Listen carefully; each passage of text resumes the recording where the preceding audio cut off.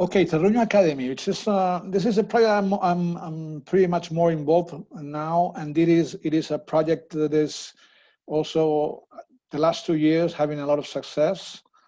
And what is it?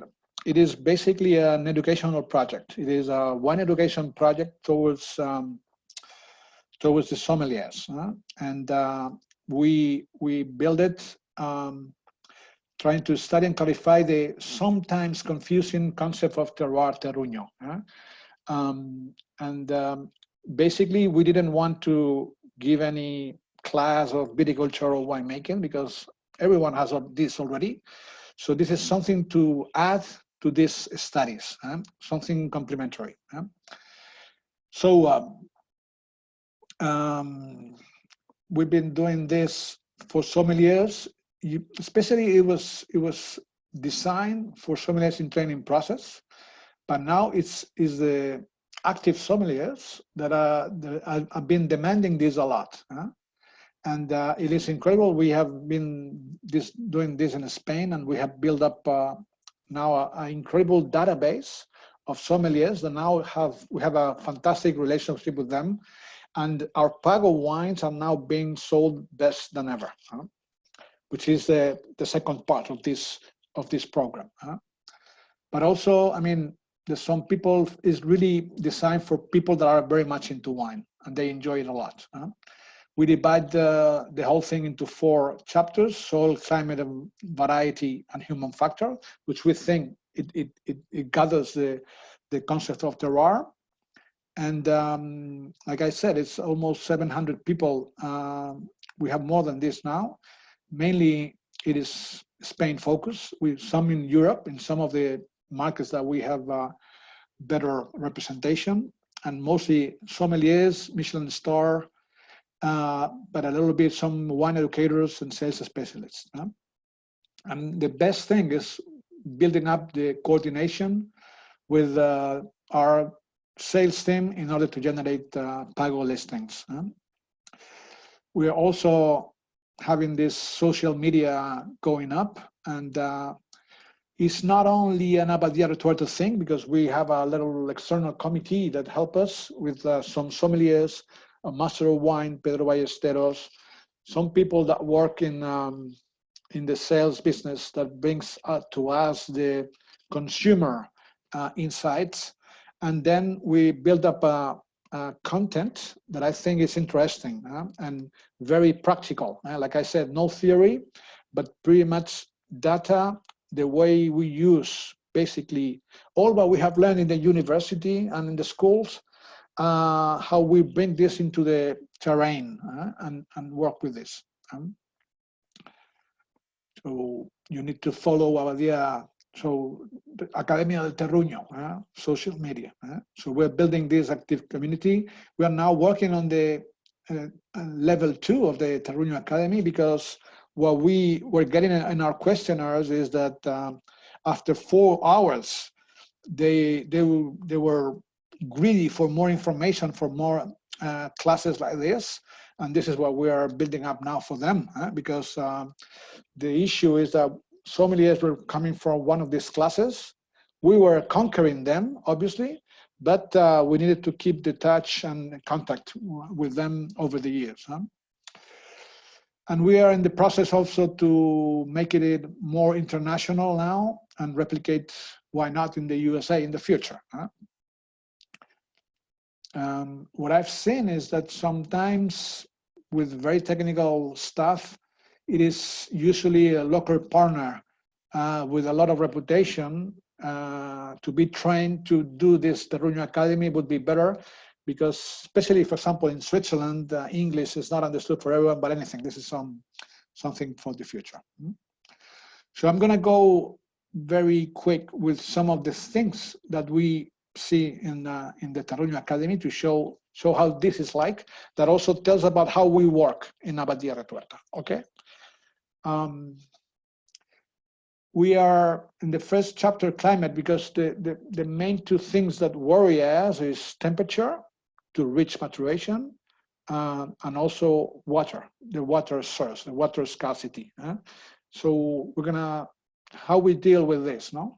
And in the classes, we start from the very beginning with some concepts with climate, which is weather conditions observed over an extended period of time, being 30 years, this period.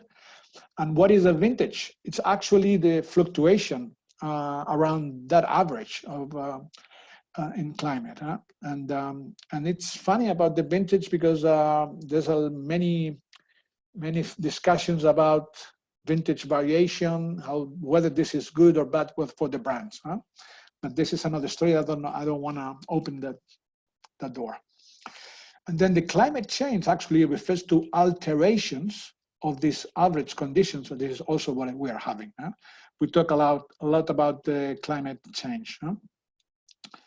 And we're bringing some data that's interesting and some historical data. This is reconstructed temperature. This is not real temperature. Only the black line is real temperature. It is actually temperature anomaly or variation. We're getting the highest variation in the last 2,000 years, which is a little bit of scary. And all of the different lines obeys to different methods to sort of predict what was the temperature like in the year 200 or the year 600. One is the little rings of the trees. One method is also they making holes in the glaciers, in the ice to see how the weather. You could see the weather over there. Also, the growth of the barrera de coral, the coral barrier, because they have a very, very small growth over the years, and they can predict. What is interesting is that all the different lines are very much alike together, which was incredible. And they were linking these cold periods to the times where the Roman Empire lost their territories in the north, for example. It is incredible how this also match history. And in Abadia Retuerta history, there's also some matching and some conclusions that we are ending up with, because the monks came in what it was called the medieval warm period, around the 1100s, and they were growing white varietals and making white wine in this period. Probably Albillo Mayor, that has a very long cycle. But these monks were making the wine, and the famous little ice age from the 16th, 17th century were approaching, and these wines were being more acid, more green and less approachable. So the monks were not really silly about this, and they were seeing also that there's some red grapes growing right next to white varietal that they were completing maturation very well, probably because it has a shorter cycle. And this is when they decided to change, actually, and there's some writings in some documents that we have found in the Abbey. This is really interesting. When they switched from white varietals to red varietals. And this is probably not only in the Duero Valley, but also probably in Spain, when probably Tempranillo, the short cycle varietal, sort of spread out over. So this is the reason why we're having Tempranillo. Now, why bring this? This small change made the monks change their varietals. How about this change? This is why we are thinking, or maybe at least testing 23 different varietals to see what is best now, and to help Tempranillo or maintain Tempranillo as our main native grape. We also use what is called the heat summation. I think most of you know what this is, which is basically the sum of degree days during the cycle of the plant, being 10 degrees, the minimum growth temperature for the vine. I mean, unless you have 10 degrees average during the day, the plant wouldn't go, wouldn't grow or wouldn't develop. So this is something that it was invented by two Americans, actually, Winkler and Amerin in the USC Davis, and it was dated in the 40s, in 1940s. And basically, we are using this a lot as the main tool to see how the vintage is coming, and how to planify or plan our works in the vineyards. So basically, the sum of the degree days is the average temperature of the day minus 10 degrees, which is the minimum ground temperature. For example, if we have 9 degrees, we cannot add any degree to this sum of degree heat summation because it's below 10. But a day like today that we're going to have 16 degrees, we're going to add 6 degrees to this summing up. Even now, if you don't want to do it daily, you can get the monthly average, like 20 degrees in July, for example, in a hot month, minus 10, the minimum temperature. It is 10 times 30 days. We get 300 degrees for the month. We will see later why this is important. First thing we did when we arrived in the 88 was to understand where we were. And this is the heat summation historical series from what we just could get, which is 1967. And we get an average of this more than 50 years. And we can see by our own sight that probably over here in the 60s, 70s, it was colder than here, which makes sense because all the global warming. But we have now this measured, and we also can see that there's some, there's more heat on this side of the curve, but there is also more variation between cold and warm vintages.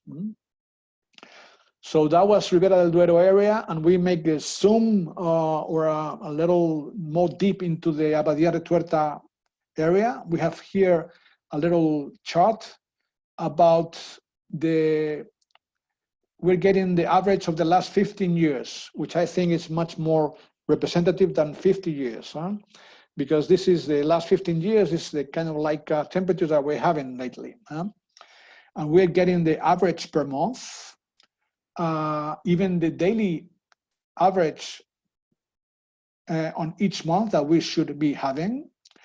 And this is all the different heat summation that we had from the very cold 2007 and 2008, from the very hot 2017.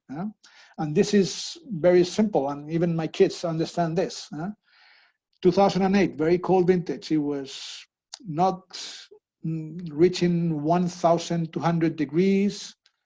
And 2017 is like more than 500 degrees more. Is this a lot, or is this only a little? If we take a look at the average in August, is 350. So comparing 2008 and 2017 is like in 2017 we have like 3 months of August, which is a lot. Obviously, wines here cannot really be like those. Our work in the team is trying to minimize the vintage variation according to the style, but obviously we like the vintage to give the touch to the wines, and this is how this should be like. So this is a full cycle heat summation, which is interesting to see that we are having in the last 10 years 2 or 3 cold, but the rest are hot, which, like I said before, I think is good for us to reach maturation. And we're going to see now something interesting, which is the heat summation in June, the first 3 months, which we have a good picture already of what is going to happen in the vintage. And it's funny, if you see 2013, for example, we saw in the end of June that it was going to be cooler than 08 and 07. Obviously, the things that we did here and worked well, this is what we're going to replicate in 2013. If we go back we're going to see that 2013 had a very hot summer and sort of recuperated a bit, and we ended up with a good maturation, because 2007 and 2008, we really struggled. We had greener grapes. But once again, 300 for 2013 and almost 650 for 2017, how different the management should be in the vineyards. And this is what we've been doing. And this is what when we talk like very careful micro viticulture, this is what it comes into our decisions.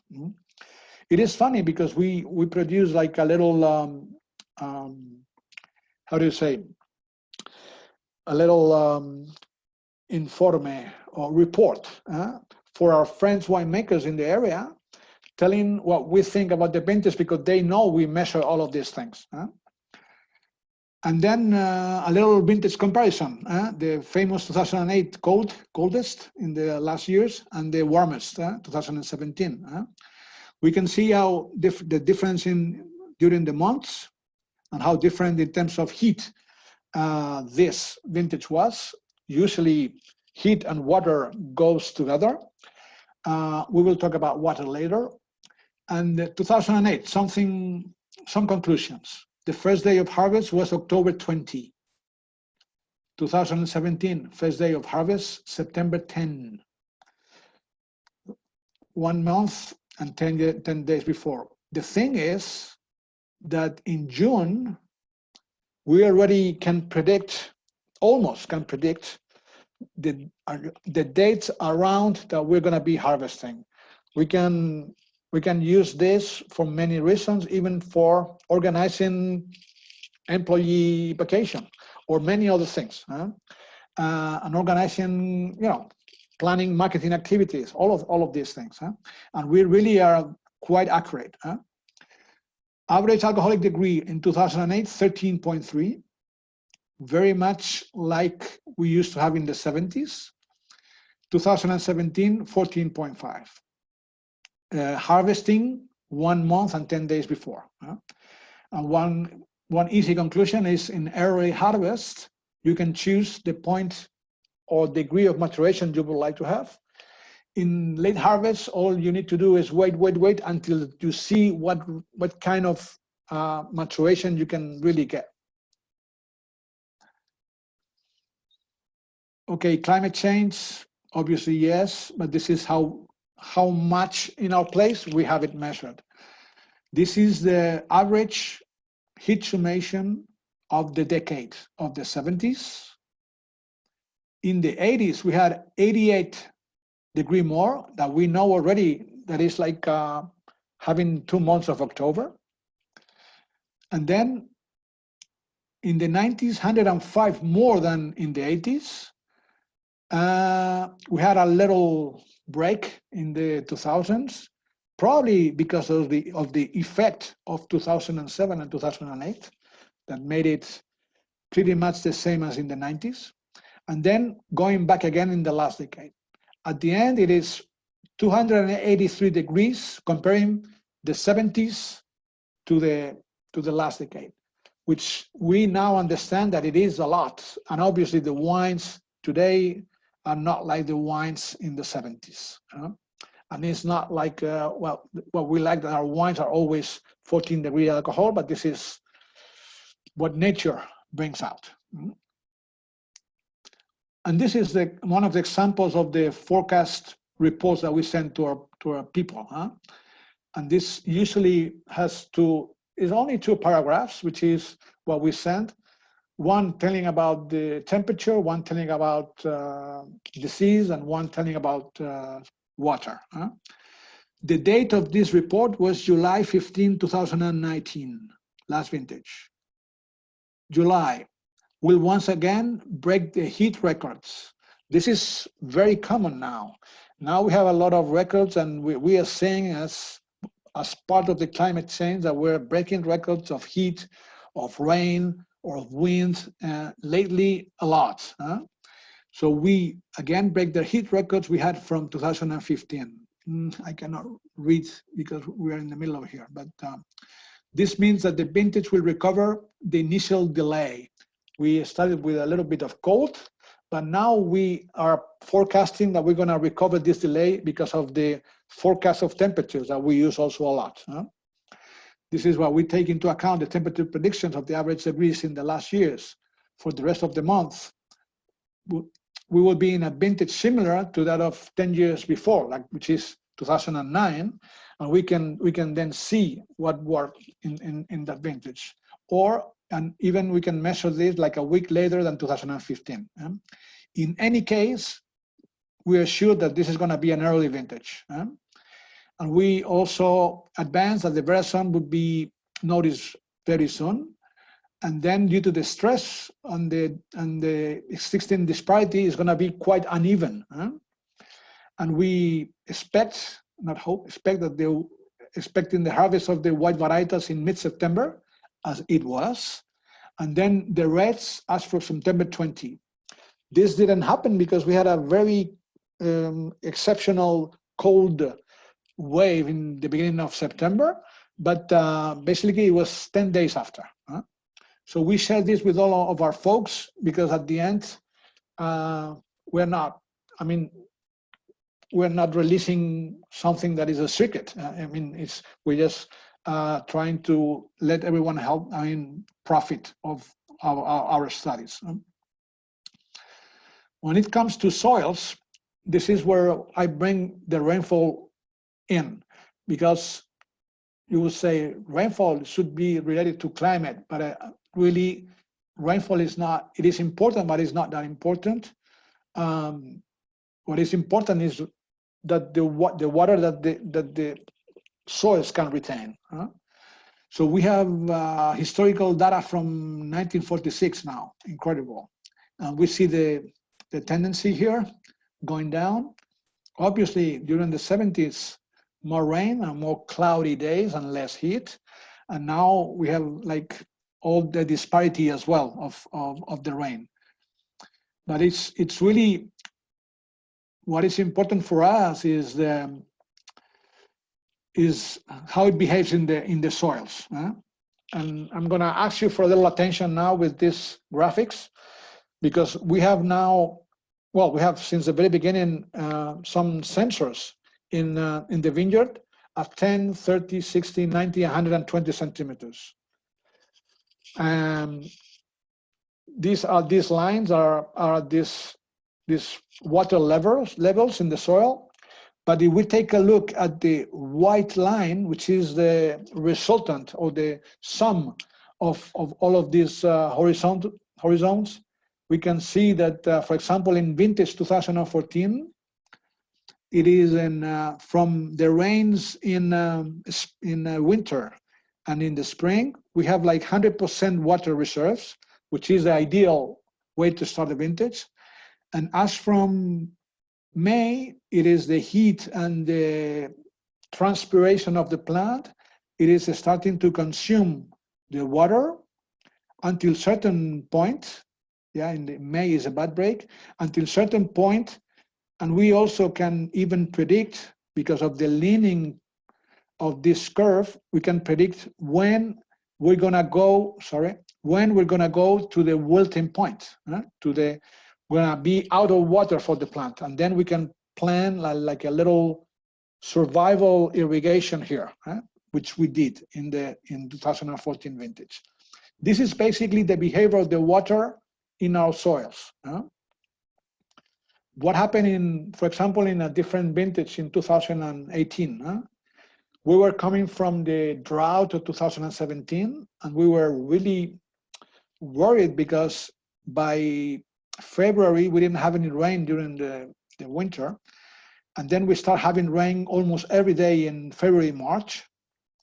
But something that happened is that the soil was so dry that even with a lot of rain that we have in these months, in April, it didn't rain, and it was the soil swallowing down that water, like you see in this curve.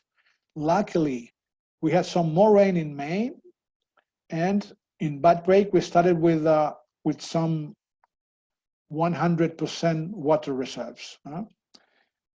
But the thing is, we were seeing that the water was being consumed too much, because when we have water or rain very close to bud break, usually are in the upper horizontals, and then it is the plant that tends to be very selfish and consume a lot of water and create a lot of shoots and leaves and too much canopy. At the end, all of these excess of leaves are machines of wasting water.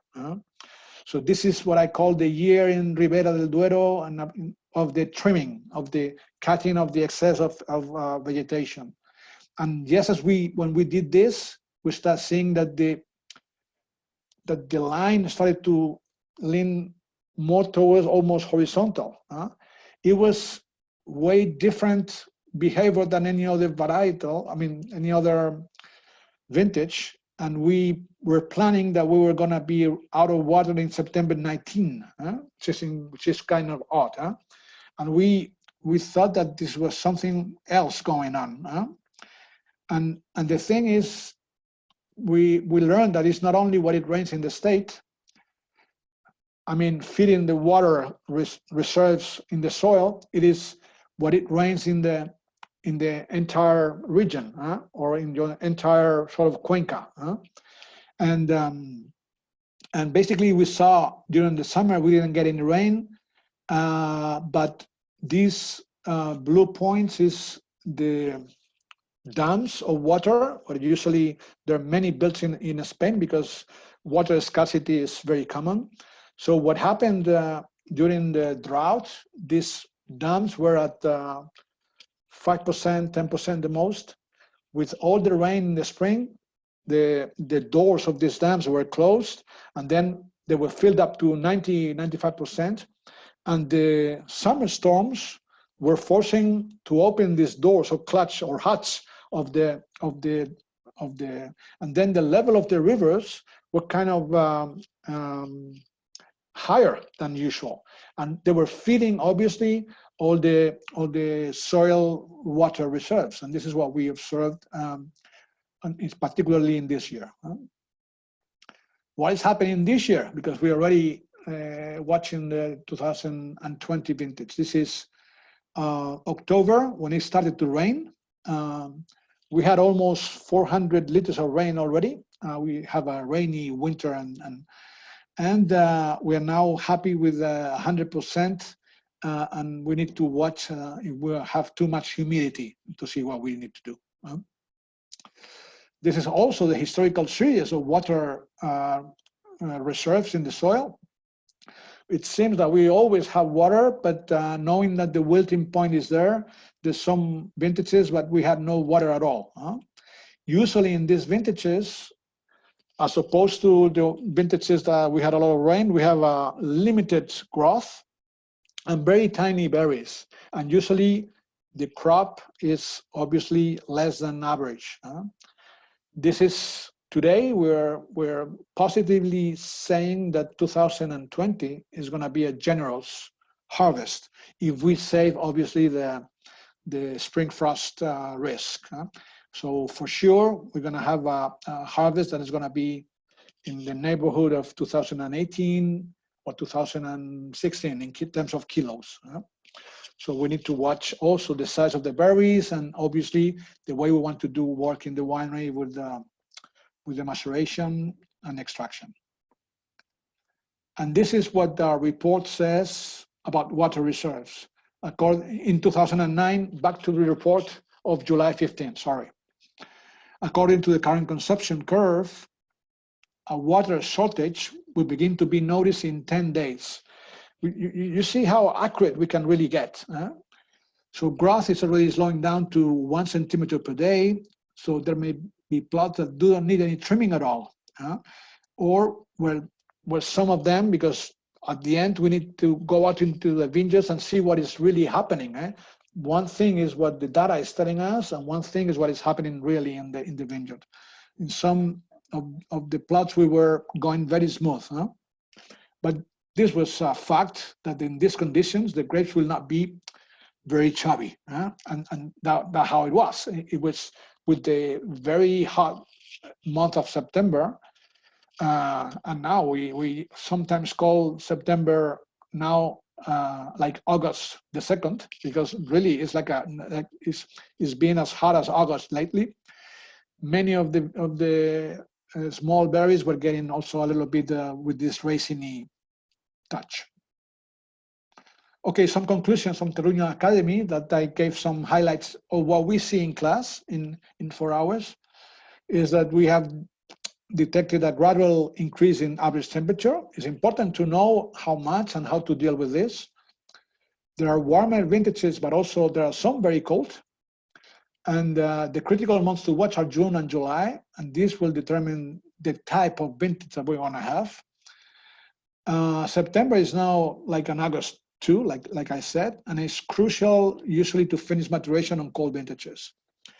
Rainfall and water reserves, and we observe here different phenomena per vintages, some very wet, some very dry, and knowing and understanding the influence of the climatic parameters allows us to work the vintage towards maintaining the style and the typicity of our wines, vintage after vintage, which is important, what we call the consistent quality.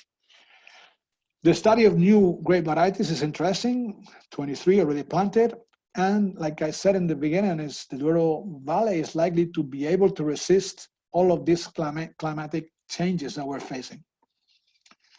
We also talk about phylloxera and varietals that we grow, and we talk about some trendy facts now of the tendency of use native varietals, and we ask questions ourselves like, you want to recuperate those varietals that our grandpas were growing.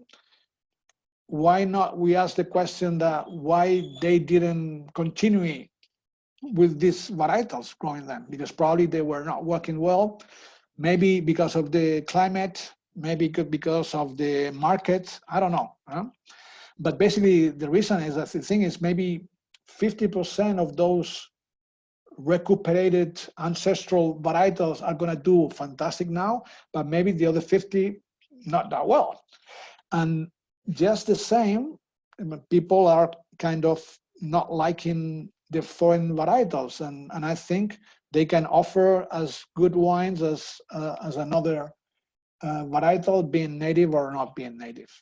And also I bring this curve also into class, which is actually the average of kilos of harvest in the Ribera del Duero, which tells that it was mainly flat in the neighborhood of 30 million kilos until the year almost 2000.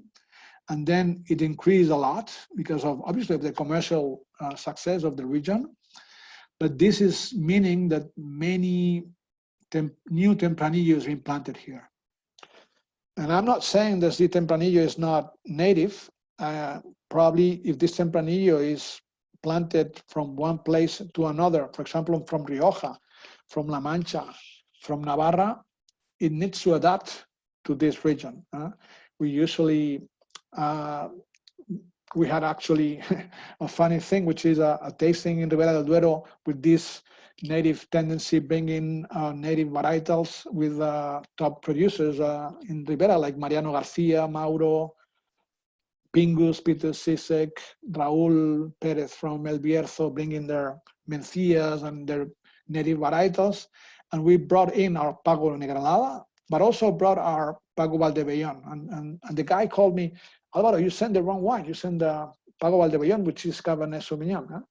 But we planted this in 91, and we have seen that now, for us, has a great adaptation, and we can consider these particular vines of this particular varietal in this particular site, which is Pago Valdebellón, or we can consider this much more native or adapted than many other Tempranillos that we even have in our property. So it was a little bit controversial, but there was a nice discussion about this. And this is, we have our own website with la Academia del Terruño for the, how do you say, for the students, that they can see all the new articles that we go, the books that we use, and all the data that we upload. And then the level 2 of the Terruño Academy, that it's linked to the basic things that we have been seeing in the basic Terruño Academy. Some of the things that we go over in class, we just see it. And then, the different things that classes that are going to be short, but very focused on one of the topics that they are interested in. Okay, thank you very much, folks, for the attention. I'm a little bit exhausted after an hour and a half, and I have to say it has been 90 exact minutes, Kirk. I'm a beast here.